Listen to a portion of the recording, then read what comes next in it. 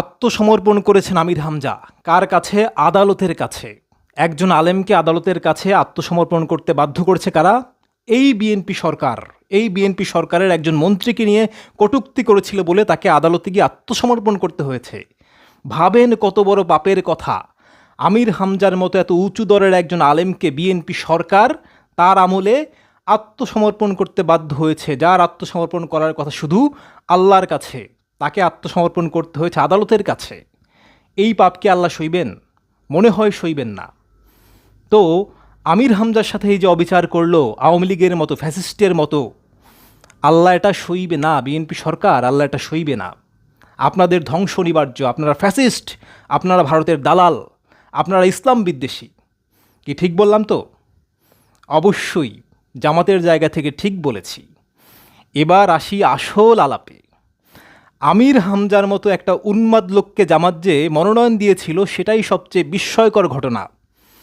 তিনি নির্বাচনের আগে নয়, নির্বাচনের বহু আগে থেকে এমন উল্টাপাল্টা কথা বলেছেন, ধর্ম নিয়ে, মানুষ নিয়ে নানা রকম উল্টাপাল্টা কথা বলে বারবার ক্ষমা চাইতে বাধ্য হয়েছেন। শেষ পর্যন্ত তিনি বলেছেন যে তার মাথা ঠিক নাই, তিনি উন্মাদ। সেই উন্মাদকে, একটা লোক উন্মাদ, তাকে সংসদে পাঠানো হয়েছে। কারা পাঠিয়েছে? জামাত ইসলামী, যেখানে পাগলের নামাজ পড়ানো জায়েজ নাই। ইসলাম বলে পাগল নামাজ পড়াতে পারবে না, পাগল সব রকম থেকে দায়মুক্ত। সেই পাগলকে ধরে এনে জনপ্রতিনিধি বানিয়েছে কারা? জামাত ইসলামী। জামাতের দোষ নাই, বাংলাদেশের জনগণ তো মহান, এরকম উন্মাদকে দেখেও ভোট দিয়েছে, যার কোনো আচরণ ঠিক নাই। শেষ পর্যন্ত সে সংসদে গিয়ে কী করেছে? তার পাশে যে নারী কলিগরা বসেন তাদেরকে বডি শেমিংয়ের মতো নানা রকম অন্যায় কথা বলেছেন এবং সংসদ তার বিপক্ষে কোনো ব্যবস্থা নেয়নি। এটা একটা বিস্ময়কর যে একজন কলিগকে আপনি অপমান করেছেন, নারী কলিগকে, সংসদের মতো জায়গায় বসে। সেটা ধর্ম সহ্য করবে না। নারী কলিগ কেমন চললো কেমন থাকলো সেটা পরে আলাপ, কিন্তু ধর্ম কাউকে ছোট করতে দেয় না, হেয় করতে দেয় না, বলার ওয়ে আছে। তাকে আপনি মাহফিলে গেলেন, গড় গড় করে বলে ফেললেন, মানে ইনিয়ে বিনিয়ে গল্প করে রশি ওটাকে একেবারে চটির পর্যায়ে নিয়ে গেলেন, এই আমির হামজা। তারপরও সংসদ তার বিপক্ষে কোনো ব্যবস্থা নেয়নি। বিএনপি সরকার খুব উদার।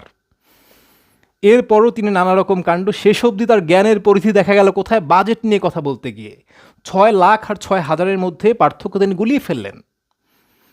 তারপর তিনি মন্ত্রী এমপি যাকে পাচ্ছেন যাচ্ছে তাই বলে যাচ্ছেন, এবং আরাফাত রহমান কোকোর নাম নিয়ে পর্যন্ত তিনি যে মিথ্যাচার করেছিলেন এবং তিনি যে বিকৃতি করেছিলেন, এটা কোনো মানুষের পক্ষেই সম্ভব না।